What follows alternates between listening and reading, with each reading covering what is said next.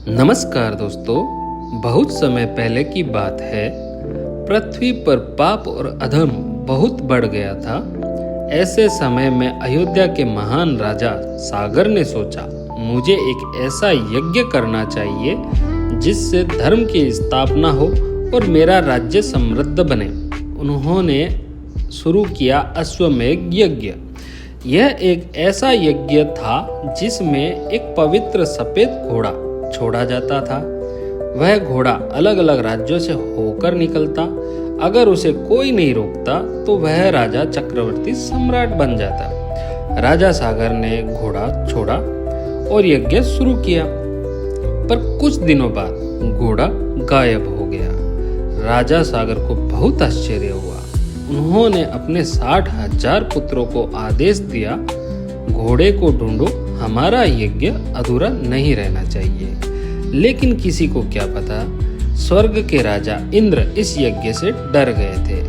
उन्हें लगा कि अगर राजा सागर सफल हो गए तो वह इतने शक्तिशाली बन जाएंगे कि स्वर्ग की सत्ता भी खतरे में पड़ सकती है। इंद्र ने चुपचाप घोड़ा चुरा लिया और उससे कपिल मुनि के आश्रम के पास छोड़ दिया। उन्हें विश्वास था कपिल मुनि पर कोई शक नहीं करेगा।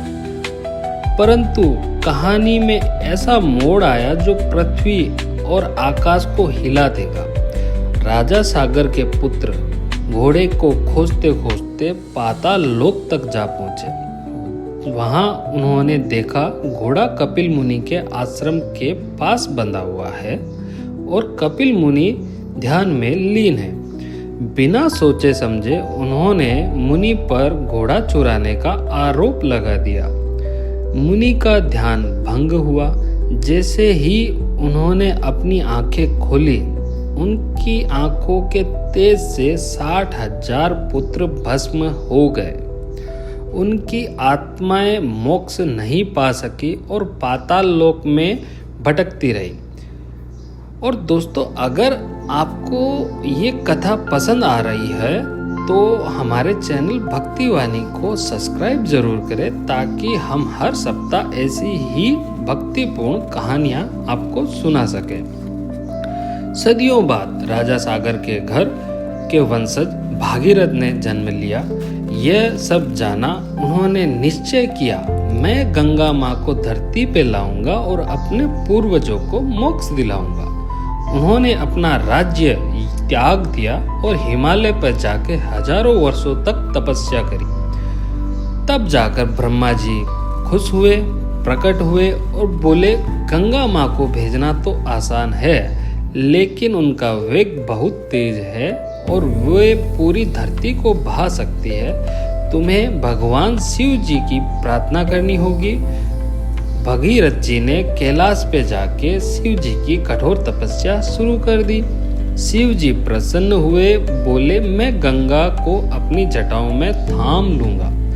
जब गंगा माँ को आदेश मिला पृथ्वी पे आने का, तो उन्हें थोड़ा अभिमान आ गया।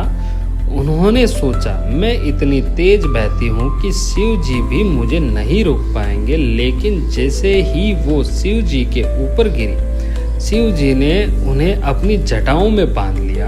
माँ गंगा का घमंड टूट गया।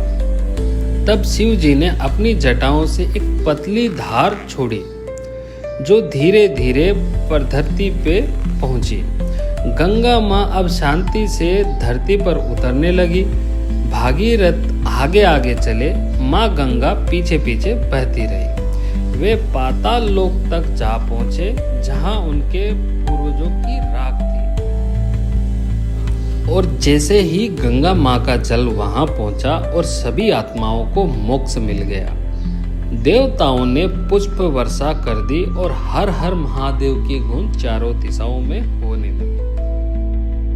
गंगा माँ को तब से भागीरथी भी कहा जाने लगा, क्योंकि वे भागीरथ की कठोर तपस्या से ही धरती पे आई। आज भी गंगा स्नान को पापों से मुक्ति का साधन माना गया है। अगर ये कथा आप लोगों के दिल को छू गई है तो कृपया हर हर महादेव बोले और हमारे चैनल भक्ति वाणी को सब्सक्राइब जरूर करें। हम हर सप्ताह लाते रहेंगे ऐसी ही भक्तिपूर्ण और प्रेरणादायक कहानियाँ। हर हर महादेव, जय माँ गंगा।